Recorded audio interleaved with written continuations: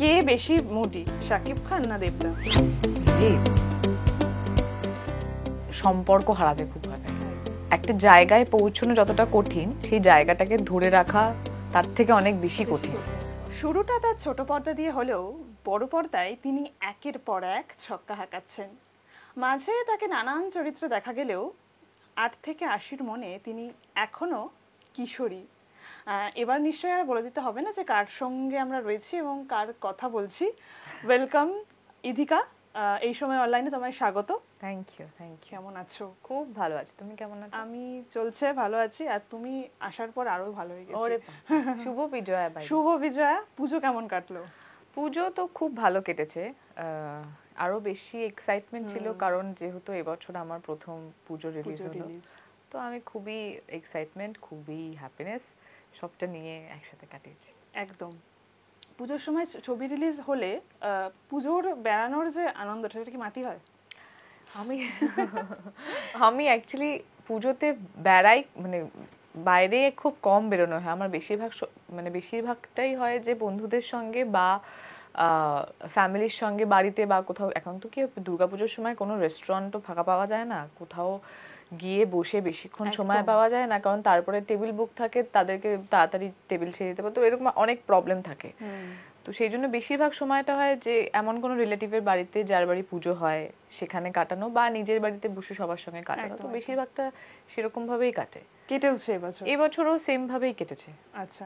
আর যবে থেকে তোমার অভিনয় জীবন শুরু, তার আগের পুজো আর এখন পুজো তো অনেকটাই বদলে গিয়েছে বোধহয়। হ্যাঁ, অনেকটাই বদলেছে। কারণ তার আগে যখন ছিল তখন বন্ধুদের সঙ্গে প্যান্ডেল হপিং করা বা ঘুরতে যাওয়া, এমনি পাড়ায় হয়তো বসে সবার সঙ্গে বসে গল্প করা, কিন্তু এখন সেগুলো তাও হয়তো 1-2 বছর আগে অব্দি একটু সেটা কিছুটা বজায় ছিল, এখন তো অনেকটাই। এটা হচ্ছে একটা জনপ্রিয় হওয়ার আরেকটা দিক আর কি, আরেকটা দিক। বাট আমার ভালো লাগে। আমার ভালো লাগে রাস্তায় বেরোলে লোকজন ভিড় করলে, ছবি তুলতে আসলে আমার ভালো লাগে। আমি চাই এটাই হোক, আমি চাই না বসতে শান্তি মতো। আচ্ছা ইধিকা, আমার খুব জানতে ইচ্ছে করছে, মানে একটা প্রশ্ন আর কি তোমার কাছে, সেটা হলো যে তোমার তো নানান চরিত্র তোমায় দেখলাম পর্দায়, আরো দেখবো। তোমার নানান নাম, এখানে বহু রূপ তোমার আর কি। কিন্তু আমরা শুনেছি অনেক গোপন সূত্রে খবর, খুব একটা গোপন না হলেও ইধিকার বোধহয় আরেকটা নাম আছে না? ইধিকার আরেকটা নাম আছে, হ্যাঁ, টুম্পা। ইয়েস, হ্যাঁ, রাইট। তো টুম্পাকে আমরা খুব একটা চিনি না, ইধিকাকে আমরা চিনি। আমরা একটু টুম্পার ব্যাপারে জানতে চাই। এই রে, আমার খুব একটা ডিফারেন্স আছে বলে মনে হয় না টুম্পা বা ইধিকার মধ্যে। আমার মনে হয় ওই নামের স্পেলিং এর ডিফারেন্সের মতন আর কি ব্যাপারটা। শুধুমাত্র স্পেলিং এই ডিফারেন্স আছে আর মিনিং এ ডিফারেন্স আছে, আদারওয়াইজ মানে এমন নয় যে নাম পরিবর্তন হয়ে গেলে মানুষ পরিবর্তন হয়ে যাবে। বাট হ্যাঁ, হয়তো টুম্পা হয়তো একটু বেশি ইমোশনাল বেশি ছিল, হয়তো ইধিকা হয়তো একটু ইমোশনাল কম, বাট আমি স্টিল এখনো অব্দি ইমোশনালও আছি।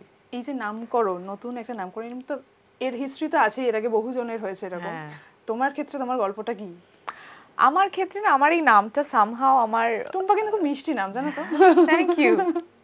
এটা অ্যাকচুয়ালি আমি বলি, এটা অ্যাকচুয়ালি একটা ইয়ে আছে, মানে মিথ বলবো কিনা জানি না, বাট অ্যাকচুয়ালি একটা আছে যে একটা গান বেরিয়েছিল, সেই গানটার পর বোধহয় আমি নামটা চেঞ্জ করেছি, বাট অ্যাকচুয়ালি নয়। না, আমি অ্যাকচুয়ালি তার ওই গানটা বেরোনোর অনেক আগেই নামটা চেঞ্জ করে ফেলি, মানে তখন আমার অলরেডি এভিডেভিট কমপ্লিট আর কি। আচ্ছা, চেঞ্জ করে তো তারপরে গানটা বেরিয়েছিল, তখন আমি অতটা ফেমাস ছিলাম না, আসলে লোক আমাকে চিনতো না, তাই তখন আর বুঝতে পারিনি।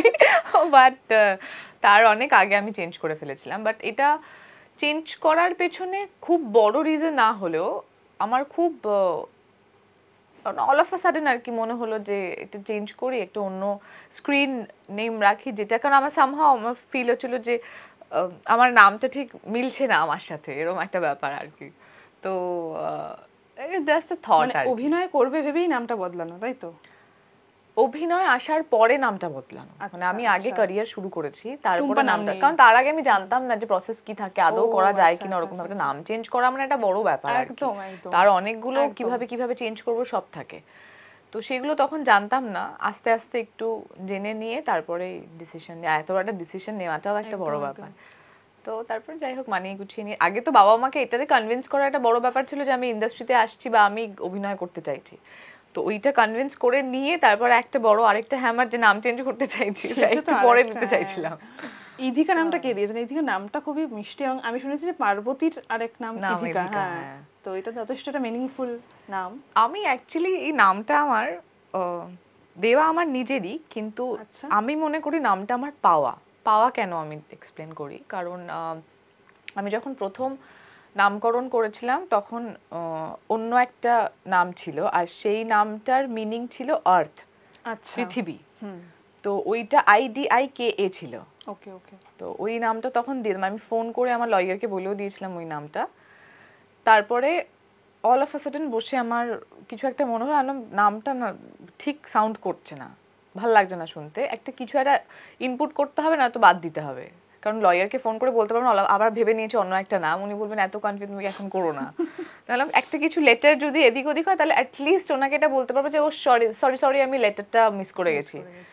তো সেই কারণে, বাট আমার তখন মনে হলো যে মাঝখানে যদি একটা এইচ দিয়ে দিই তাহলে ইধিকা সাউন্ডস গুড আর কি, বেশি ভাল লাগছে শুনতে। তো আমি তখন মিনিং দেখিনি, কিচ্ছু দেই নাথিং, মানে অনেকে ভাবে নিউমোরোলজি এন্ড অল সবকিছু দেখে টেকে, কিচ্ছু না। আমার বসে ফোন খুলে বললাম এইচটা ইনপুট করে দিই, তাহলে ইধিকা শুনতে একটা ভাল লাগছে বেশ।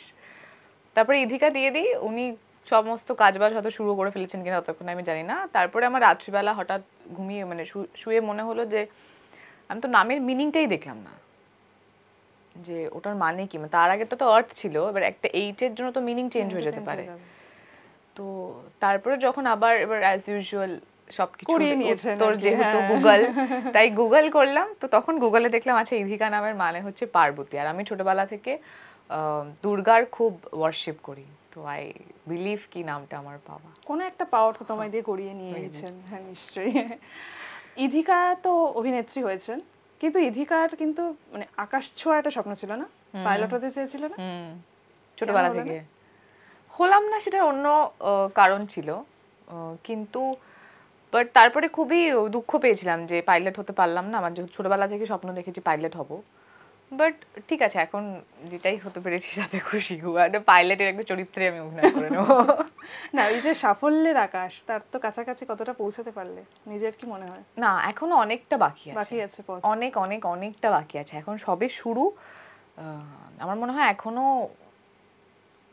সাফল্যের ওপর শুধু ওই মাত্রাটা ড্র হচ্ছে, এখনো স লেখা পড়বে, তারপর আকার পড়বে, তারপরে বাকি অক্ষরগুলো জুড়বে, অনেক অনেক অনেকটা সময় আছে আমার কাছে। আমি শুরুতেই বললাম যে ছোট পর্দা দিয়ে তোমার শুরু, তোমার জনপ্রিয় কিছু সিরিয়াল মানে রিমলি এইগুলো তো আছেই, পিলু, এছাড়াও কিন্তু তুমি একটা সিনেমা মানে সিরিয়াল করেছিলে না, কপালকুণ্ডলা আর বেদের মেয়ে জ্যোৎস্না, সেটা অনেকেই জানেন না, আবার জানেন না অনেকে হয়তো জানেন, কিন্তু ওই দুটো চরিত্র তোমাকে বেশি সিগনিফিকেন্টলি দেখা গিয়েছে, বোঝা গিয়েছে যে এই মেয়েটি আসছে এবার নতুন একটা করা লিড চরিত্র, মুখ্য চরিত্র অভিনয়। হ্যাঁ, পিলুটাও তো তোমার ভালোই চরিত্রটা ছিল আর কি।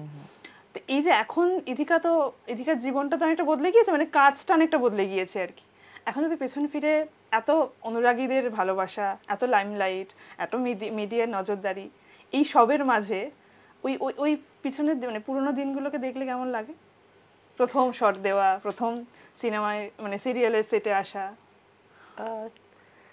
কেমন লাগে বলতে, কারণ কতটা মানে নস্টালজিক হয়ে পড়বে। নস্টালজিক খুব বেশি তো বয়স নয়, জার্নিটাও খুব একটা বেশি। হ্যাঁ 2019 বোধহয় না, 2019। হ্যাঁ, জার্নিটা খুব, এটা হয়তো আরো আগামী যদি আরো 5 বছর বা আরো 10 বছর বাদে গিয়ে ভাবি তখন মনে হবে আচ্ছা তখন এটা এরকম ছিল বা এখন এটা এরকম চেঞ্জ হয়ে গেছে। তবে হ্যাঁ, প্রথম যা হয় আমাদের প্রথম, এমন তো নয় মানে আমি কোনোদিনও স্টেজে দাঁড়িয়েই অভিনয় করিনি। মানে আমি আমার জীবনে ছোটবেলায় নাটক, থিয়েটার কোনো কিছু দেখতেও যাইনি আমি কোনো, আমার কোনো আইডিয়াই নেই অভিনয় ব্যাপারটা। হ্যাঁ, অভিনয় ব্যাপারটা কেমন হয় আমার, মানে আমি শুধুমাত্র সিনেমা দেখেছি, আর মা বাড়িতে টেলিভিশন দেখতো তখন বসে দেখেছি, ওইটুকুনি। মানে তার বাইরে আর কোনোদিনও আমি এটার সঙ্গে ওতপ্রোতভাবে জড়িতও নই, আমার ফ্যামিলির কেউও জড়িত ছিল না, মানে এখনো নয় ইনকেস আমি বাদে। হ্যাঁ, তো এবার আমার কোনো আইডিয়াই নেই সেখানে। আমার বাবা মা খুব বেশি মানে ভয় ছিল আমাকে নিয়ে, যে আমি যেটার ব্যাপারে কিচ্ছু জানি না আমি সেটা কি করে করব, কিন্তু ওই হয়ে গেল। সেই সিরিয়ালের ক্লিপিংস গুলো এখন দেখলে নিজেকে মনে হয়, এখন দেখি আমি মাঝে মাঝে এখনো দেখি, অনেক অনেক ক্লিপিং আসে আমার কাছে। তো আমি মাঝে মাঝে দেখি যে তখন মেমোরিজ গুলো খুব মনে পড়ে। আচ্ছা তখন বা ফার্স্ট ডে যখন শর্ট দিতে গেছিলাম বুঝতে পারছিলাম না কি হবে কিরকম হবে, কিন্তু আমি না বরাবর খুব এক্সাইটেড ছিলাম কাজটা নিয়ে। আচ্ছা, মানে আমি মডেলিংও কোনোদিনও করিনি, মানে আমি ক্যামেরার সামনে কি করে দাঁড়াতে হয় জানি না, সবটাই কি করে দাঁড়াবো, কি জলে করবো, পড়ে শেখা হয়েছে। সবটাই জলে পড়ে, মানে হ্যাঁ অ্যাকচুয়ালি মানে ধাক্কা দিয়ে ধাক্কা ফেলে দিয়ে ফেলে দিয়েছে, দিয়েছে। তারপরে ওই আর কি ইয়ে করতে করতে সুইমিং সাঁতার শেখা কাটতে হয়ে গেছে। কাটতে শেখা হয়ে গেছে। তো ওরকমই, তো কোথায় দাঁড়াবো কি করব, কিন্তু আমার প্রথম যিনি আমাকে আমার মনে হয় হাতে ধরে আমাকে শিখিয়েছেন ক্যামেরার সামনে দাঁড়ানো বা কি করে এক্সপ্রেস করব নিজেকে, সেটা সুমন দা, মানে আমার প্রথম যিনি ডিরেক্টর ছিলেন সুমন রয়। খুব খুব ভালো, মানে মেয়ের মতন স্নেহ করতেন বলবো না, এখনো করেন, এখনো যে কোনো ভালো কাজে আমাকে মেসেজ করেন, ফোন করেন, বলেন খুব ভালো হয়েছে, সবসময় অ্যাপ্রিসিয়েট করেন। তো উনি অনেক কিছু শিখিয়েছেন। এই যে তোমার এত জনপ্রিয়তা, এত সাফল্য, মানে তোমার ভাষায় এখনো অনেকটা পথ হাঁটা বাকি আছে, তবুও খানিকটা তো এগিয়েছো। সিরিয়ালের অভিনয় আর সিনেমার অভিনয় দুটোর তো আলাদা এক ধরন আছে। মানে নিজেকে কি করে প্রস্তুত করলে, মানে প্রিপারেশনটা কেমন ছিল আর কি? তোমার প্রথম সিনেমা শাকিব খানের সঙ্গে, আমি না প্রথম যখন ছিল, মানে প্রথম যখন আমার কাছে অফারটা এসেছিল, তখন আমি শাকিব খান এতটাই পপুলার একটা নেম, মানে পপুলার একটা নাম যে আমরা সবাই মোটামুটি কম বেশি জানি, কিন্তু আমি যেমন বললাম যে আমার ফ্যামিলির কেউ জড়িত নয়, তো আমি শাকিব খান কতটা জনপ্রিয় বা কে, কারণ বাংলাদেশি ছবির সঙ্গেও আমি কানেক্টেড ছিলাম না। তো আমি জানতে পেরেছি যখন আমার কাছে অফারটা এসেছে যে আমাকে শাকিব খানের সঙ্গে কাজ করতে হবে, তখন আমি বাকিটা গুগল করে ইউটিউব ঘেঁটে আমি সম্পর্কে জেনেছি যে ও আচ্ছা আচ্ছা ওকে ওকে ফাইন। বাট কিন্তু তারপরে যখন কাজটা শুরু করেন, আমি অ্যাকচুয়ালি ওই অভিনয়ের এতটা মানে এরকম আলাদা কিছু হতে পারে বা কি হবে কি না হবে, কিভাবে কি করব কি না করব, আমার মনে হয় ক্যারিয়ারটাই আমি ওভাবে শুরু করিনি।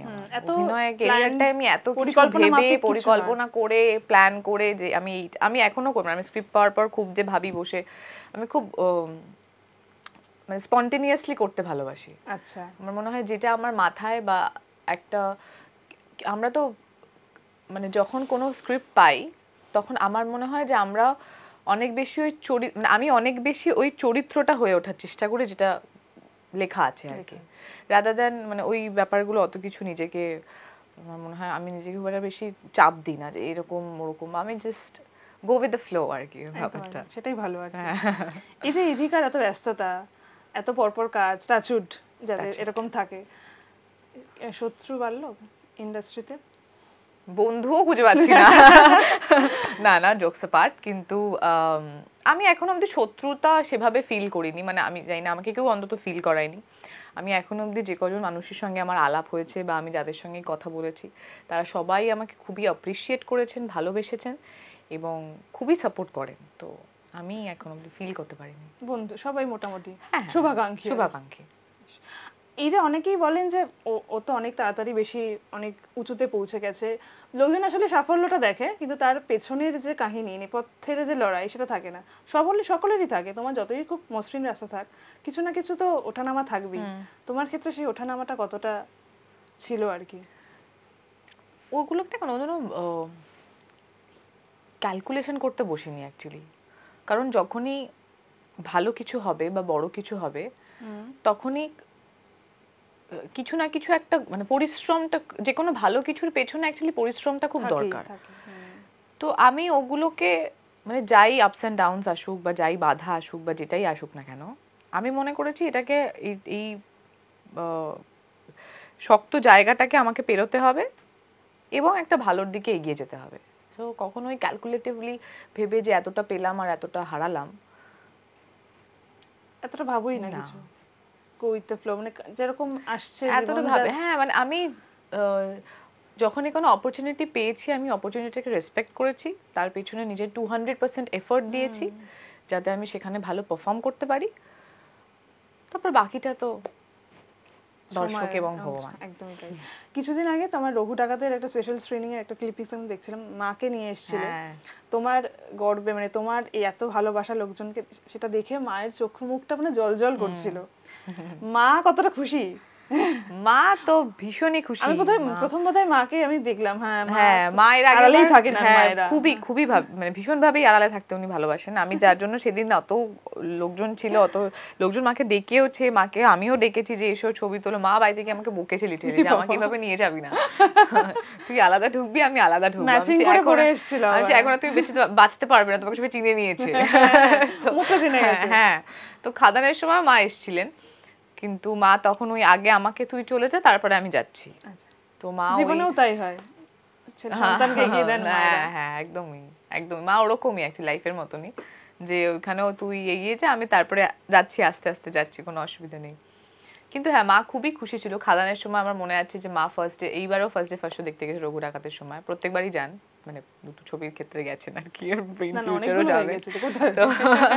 তো মা খাদানের সময় মা আমার মনে আছে যে যখন গেছিল মায়ের সামনের একটা সিটে একজন উঠে, মানে ওরা সিঙ্গেল স্ক্রিনে দেখতে গেছিল বাবা মা, তো সামনের সিটে একজন উঠে লিটারি নাচছিলেন। আচ্ছা।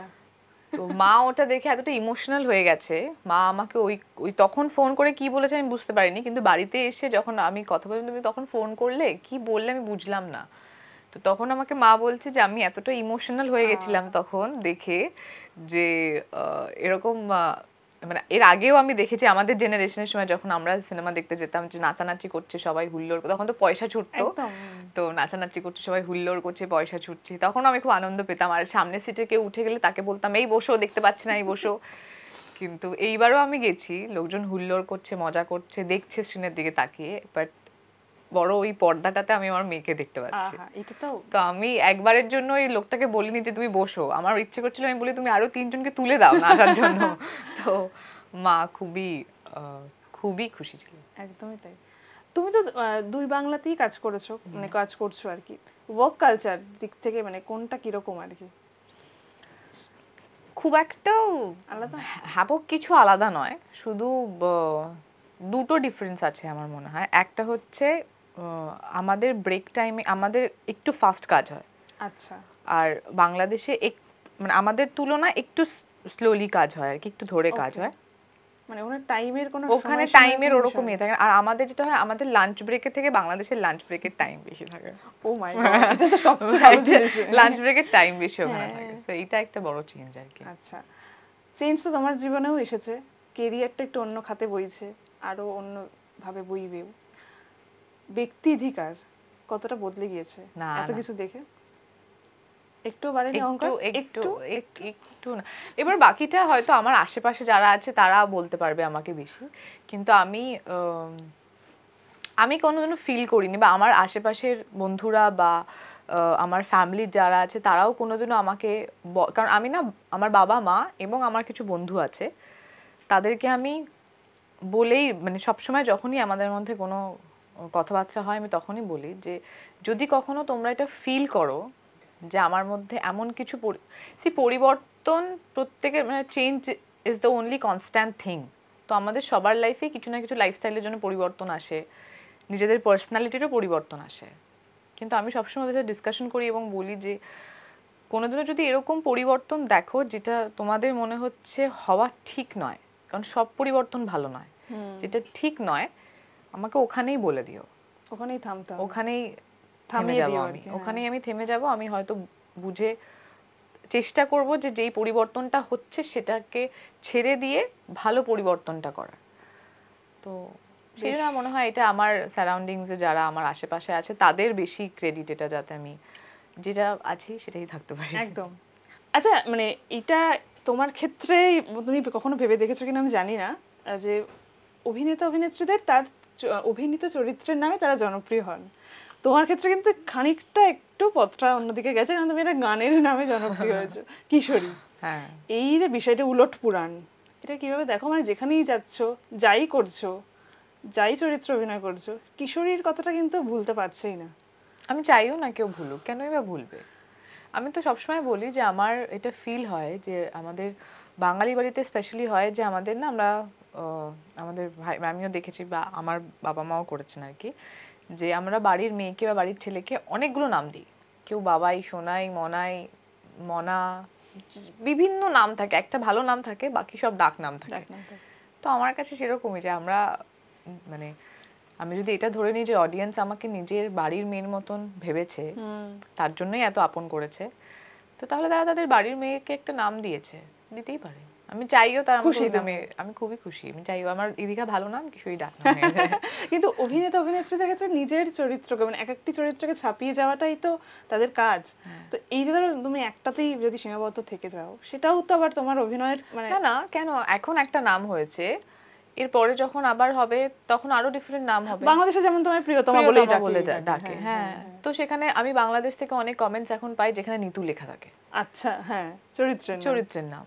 তারপরে আমি রিসেন্টলি একটা স্টেজে গেছিলাম, সেখানে একজন সামনে থেকে সৌদামিনী একটু এদিকে তাকাও।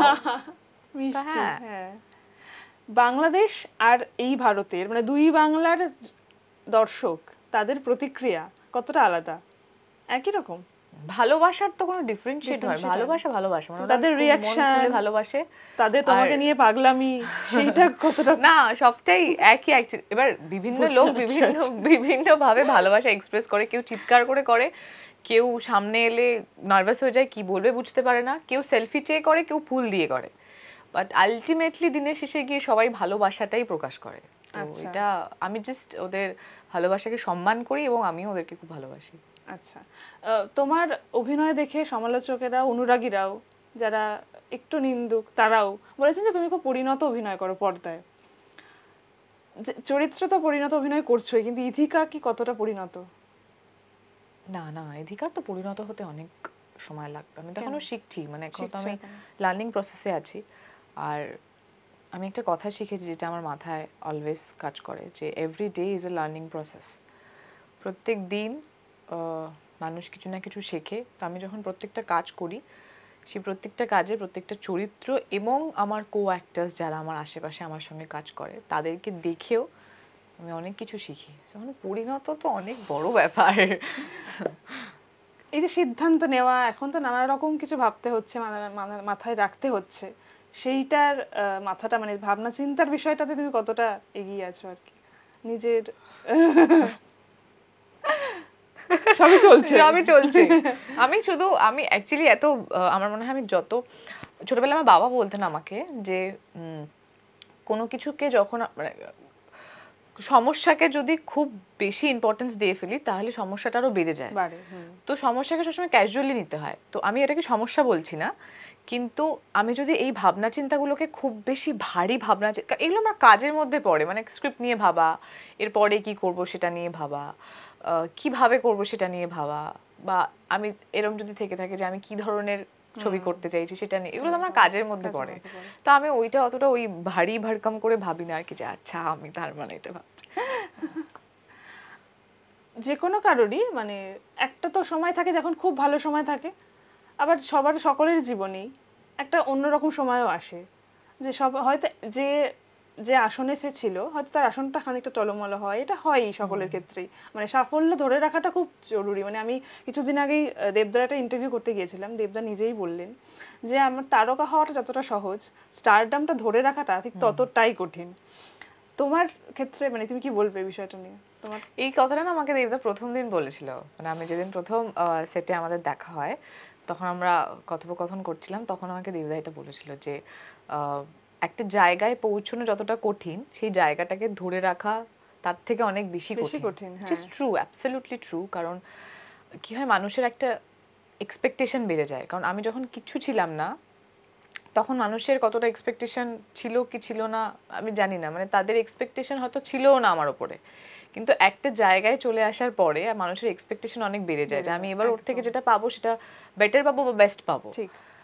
তো সেক্ষেত্রে একটু তো ভাবতে হয়, একটু যে কোনো কাজ করার আগে এইটা মাথায় রাখতে হয় যে যাতে কোনোভাবেই আমি ইন্টেনশনালি আমার দর্শকের ওই এক্সপেকটেশনটাকে হার্ট করতে চাই না। চারডাম ধরে রাখার কথা যদি আমি বলি, তাহলে আমার মনে হয় আমি ওইটাকে ওইভাবে ভাবি না, মানে স্টারডাম আমাকে ধরে রাখতে হবে, বা আমি ভাবি যে আমি আমার কাজটা এখন জাস্ট শুরু করলাম, আমি আমার কাজটাকে 100% দেব, কাজ করব, আগামী দিনে আরো ভালো কাজ করার চেষ্টা করব, আর আমি চাইবো আমার স্টারডামটা যাতে বেড়ে যাক, অনেকটা বেড়ে যাক, যাতে আমাকে একটা টাইমে বসে ভাবতে হয় যে এবার স্টারডামটা চলে গেলে হবে, দেবদার মতো স্টারডামটা চলে গেলে হবে না, আমাকে এই জায়গাটাকে ধরে রাখতে হবে। হ্যাঁ।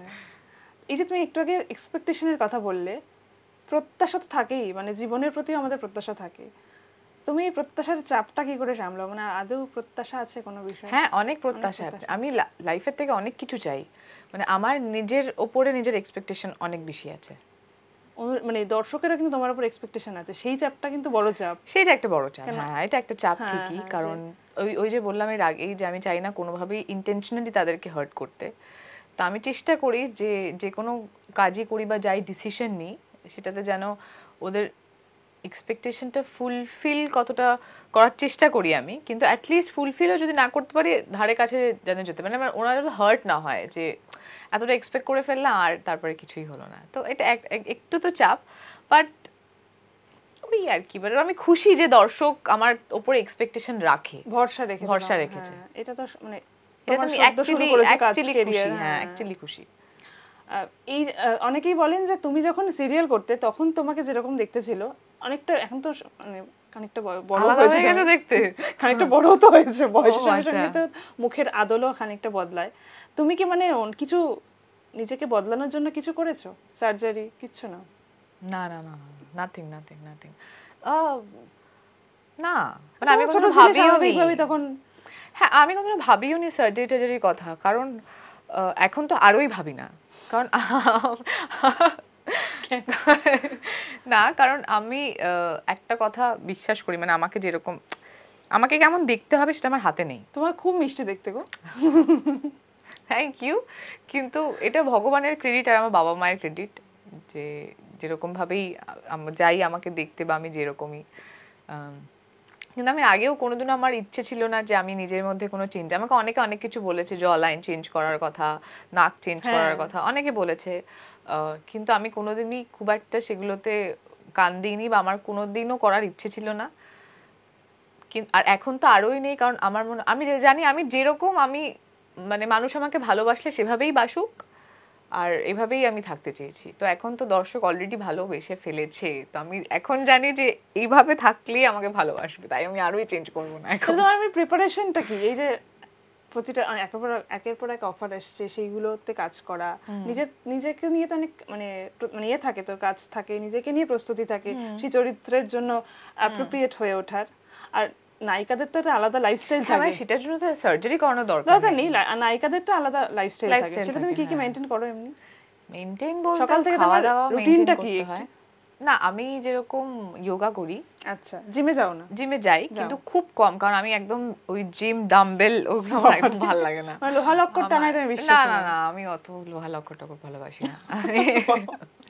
আমি যোগা ঠিক আছে, কারণ আবার সকালবেলা খুব ভালো একটা ফিল হয় আর কি। তাছাড়া ডায়েট তো অবভিয়াসলি আছে, কিছু করার নেই।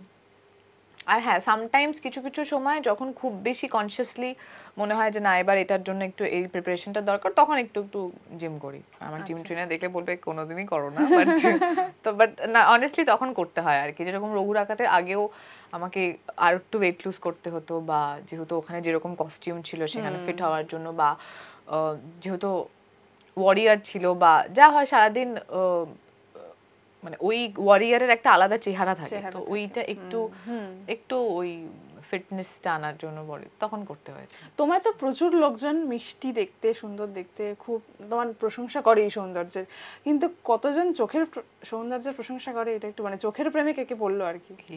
প্রেমে কে কে পড়লো সেটা তো তাদেরকে জিজ্ঞেস করতে হবে। কেউ বলেনি? নিশ্চয়ই বলেছে। আগে বলতো, এখন আর কেউ বলে না। কেন, ভয় পায়? এখন আর কেউ বলে না, আগে বলতো অনেকেই, কিন্তু হ্যাঁ আমি জানি না ঠিক কতজন। তোমার চোখটা কিন্তু বেশি কথা বলে মুখের চেয়ে, এটা কিন্তু অনেকেই বলেন। এত সমস্যা, এত এক্সপ্রেসিভ, বাট চোখের একটা মায়া আছে। মানে অনেক সময় হয়েছে যে আমি কোন একটা মানুষকে পছন্দ করছি না, আমি মুখে বলছি ঠিক আছে, কিন্তু উনি আমার চোখ দেখে বুঝে গেলেন পছন্দ করছি না। তো এটা একটা সমস্যাও জীবনে, বেশি কথা হয়। এই চোখের মায়া, এটা তো নিশ্চয়ই অনেকেই সেই মায়ায় আটকেছে, কিন্তু তুমি এখন বলতে চাইছো না। আমাকেই তারা বলেনি যে তারা আটকেছে, তারা আমাকে এসে বললে আমি বলতে পারতাম। শিওর, এটা হতে পারে না। মানে আমরা যখন এই সৌন্দর্যের প্রশংসা সকলেই করি, আমি যেমন করলাম, তারা নিশ্চয়ই বলেছে। না, প্রশংসা করেছে, কিন্তু মানে আমি তোমার প্রেমে পড়েছি এটা কেউ বলেনি এখনো অবধি, তো মানে বহু জন্ম হয়ে গেছে বলেনি। এদিকার জীবনে প্রেম নেই বলছো? নেই, সত্যি? সত্যি নেই। কেন? সময় নেই নাকি একটা পারফেক্ট মানুষের, যদিও পারফেক্ট মানুষ বলে কিছু নয়, আমার অ্যাকচুয়ালি ইচ্ছেও নেই। যা বাবা, সময় সময় শুধু বলাটা ভুল হবে। আমার অ্যাকচুয়ালি এই মুহূর্তে প্রেমের ইচ্ছে নেই। আমার মানে কোনো একদিন করব, মানে প্রেমের জোয়ারে বকুলটা এখনো ভাসেনি এখনো অবধি। আচ্ছা, অখিল বন্ধু ঘোষের একটি গান আছে যে কত কি যে সয়ে যেতে হয় ভালোবাসা হলে। শুধু ভালোবাসা হলে নয়, নায়িকা এবং অভিনেতাদের, তারকাদেরও অনেক কিছু সইতে হয়। কি কি সইতে হয় তোমায়? এই যে এত ট্রোলিং, এত সমালোচনা, ভালোবাসা তো আছেই, এগুলোকে কিভাবে সামলাও? না, আমি ট্রোলিং গুলোতে, কিছু ট্রোলিং আছে আমি ওগুলো নিজেই দেখে হাসি। আচ্ছা, যে ও আচ্ছা এই ট্রোলটা করেছে, এইটাও আমার, ওদের হিউমারটা তখন মনে হয় আচ্ছা মানে এটা একটা মানুষের হিউমারও হতে পারে। আর কিছু ট্রোলিং যেগুলো মনে হয় যে না এটা ঠিক না, মানে আমার কি হয়, ধরো কিছু একটা আমার ছবি এসছে আর ওপরে একটা লেখা এসছে, আমি প্রথম 3টে লাইনেই জাজ করে ফেলি পুরো ছবিটাকে বা পুরো লেখাটাকে, যেটা খারাপ না ভালো। যদি খারাপ হয় স্কিপ করে দেয়, যদি ভালো হয় তাহলে পুরোটা পড়ি, একটা পজিটিভ ভাইব পাই ওটা দিয়ে, ব্যাস হ্যাপি। এইগুলো তো তোমার বাড়ির লোকজন, বাবা মার কাছেও যায়, তারা তো অনেকটা এইটার মধ্যে অভ্যস্ত নন না, তাদের একটু সমস্যা হয়, ওদের একটু সমস্যা হয়, হ্যাঁ একটু খারাপ লাগে, বা বলেও আমাকে এসে, হ্যাঁ বা এসে বলেও যে দেখ এরকম করেছে, এরকম লিখেছে, ঠিক আছে ছেড়ে দাও মা, ওরা পাগল হয়ে গেছে, মাথা খারাপ হয়ে গেছে।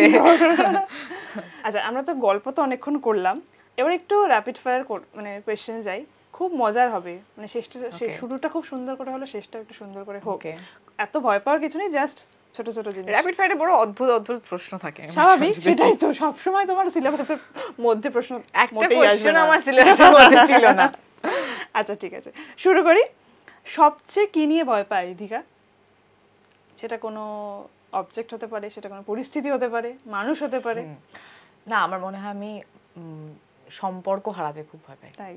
হ্যাঁ, এটা সম্পর্ক ভাঙার ভয় সকলেরই আছে। সম্পর্ক হারাতে খুব ভয় পাই।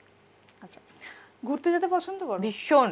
Solo trip? ভীষণ। তাহলে তোমাকে সোলো ট্রিপে পাঠিয়ে দেওয়া হলো নির্জন দ্বীপে।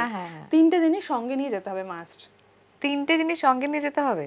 টর্চ, এই বাবা, জঙ্গলে যাবে? হ্যাঁ টর্চ, আর হচ্ছে একটা বই, আর একটা ছুরি। ছুরি? ছুরি আত্মরক্ষার জন্য? আত্মরক্ষার জন্য। বইটা কি, মানে কি বই হবে? বই টাইম পাস করব পড়ে, কারণ ফোন নিয়ে যেতে চাই না, কারণ ফোনটা নিয়ে গেলে ওই বারবার ওই কি হচ্ছে, কি ট্রোলিং এলো ওইসব দেখতে হবে, ফোনটা নিয়ে যেতে চাই না। ছুরিটা, কারণ ছুরিটা দরকার, সেটা সৌদামিনীর মতো সৌদামিনীর রূপ ধারণ করবে প্রয়োজনে, প্রয়োজনে আত্মরক্ষার জন্য হতে পারে, বাকি সময় কিশোরী থাকবো। আচ্ছা, আর এমনি তুমি বই পড়তে ভালোবাসো? এমনি বই পড়তে ভালোবাসি। আচ্ছা আচ্ছা, কে বেশি মুডি, শাকিব খান না দেবদা? মুডি? এটা বলাটা খুব ডিফিকাল্ট, কারণ আমাকে কি ওর উপর ডিফারেন্ট ডিফারেন্ট মুড দেখায়নি।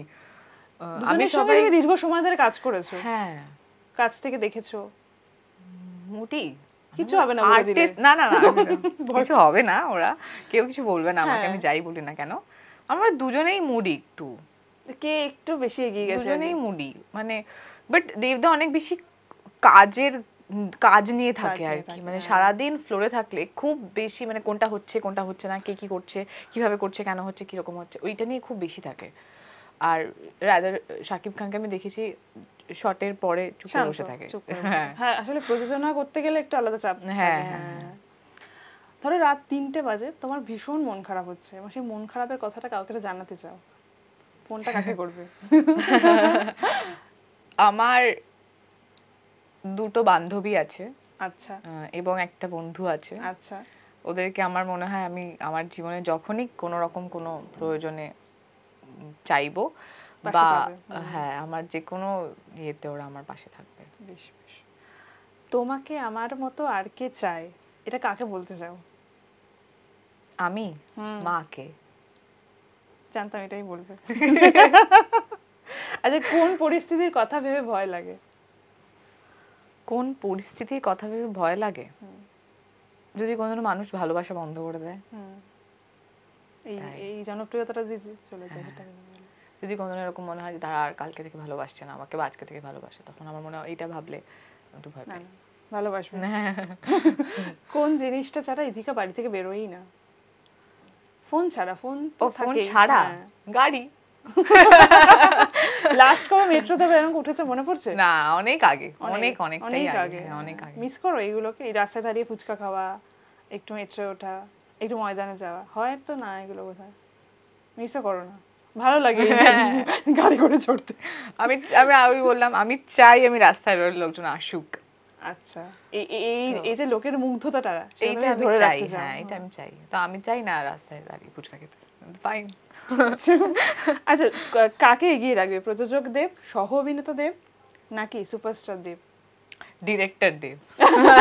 সেটা আবার কখন আমি, হলো? হ্যাঁ, কারণ আমার মনে আছে, কারণ এখন তো ক্রিয়েটিভ ডিরেক্টর হিসেবেও দেবদাকে দেখতে পাওয়া যায়, মানে নাম আসে আর কি দেখতে পাওয়া যায়, মানে কারণ আমি যখন প্রথম খাদানের শুটিং এও গেছিলাম, তখন রিনোদা তো অফকোর্স ডিরেক্টর ছিলেনই, তার পাশাপাশি আমি দেবদাকেও দেখেছি অনেক বেশি ডিরেক্ট করতে বা বলতে বা সিন বোঝাতে। তো ওটা হ্যাঁ, খুব ভালো ডিরেক্টর চাই হতে পারে। একটা পেলাম, একটা সত্তা পেলাম দেবদার তোমার কাছ থেকে। থ্যাংক ইউ সো মাচ দিদা, খুব ভালো থেকো, তোমার আরো আরো আরো অনেক জনপ্রিয়তা বাড়ো, আর ওই ভয়টা পেও না যে কেউ ভালোবাসবে না, তোমাকে সকলেই খুব ভালোবাসবে। Thank you so much. Thank you so much.